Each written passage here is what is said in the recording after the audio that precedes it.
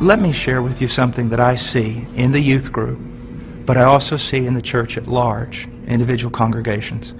Because we have dumbed down the gospel, because we're not preaching the true gospel, and we are using carnal means to attract people. If you use carnal means to attract men, you're going to attract carnal men. And you're going to have to keep using greater carnal means to keep them in the church. So what has happened is this. We have these large churches filled with many unconverted carnal people.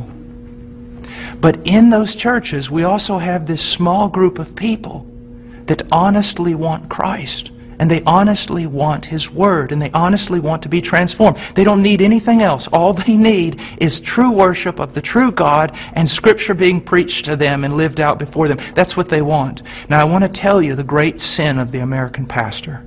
And this has got me in a lot of trouble, but it's true. This small group of converted people in that local church, all they want is Jesus. And all they want to do is the right thing. They want purity, they want truth, they want Christ. But the pastor, in order to keep this larger group of unconverted people, he caters to them. So while he is feeding these carnal men and women with carnal things, he is letting the sheep of God starve to death, and he is going to stand before God one day in judgment. Listen, brother, if my wife was going grocery shopping, and when she was going out to her car, some men assailed her, attacked her brutally, and you walked by, and you did not want to get involved because you didn't want to cause trouble, you didn't want to put yourself in harm's way, you just wanted everything to go smooth. After all that was done, I would look for those men to deal with them. But I want you to know this, I'd look for you too.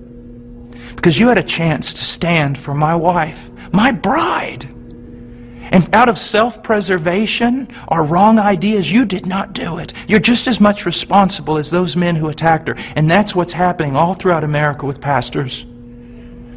It's the bride of Christ. There are sheep in all these churches, many of them, even churches that seem somewhat heretical in places. You'll usually find a group of people who truly want Christ, but the leadership is catering to the carnal and letting the bride of Christ starve to death, impoverished. And that is wrong.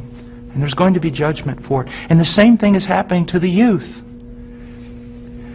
I know young people that say, you know, Brother Paul, I listen to you all the time. And I said, well, what about your church? He goes, well, they don't preach this. It's not what the other young people want. And so they give them what they want. I'm starving to death. A little child of God, it would be better that a millstone be tied around your neck than you cause this little one to stumble.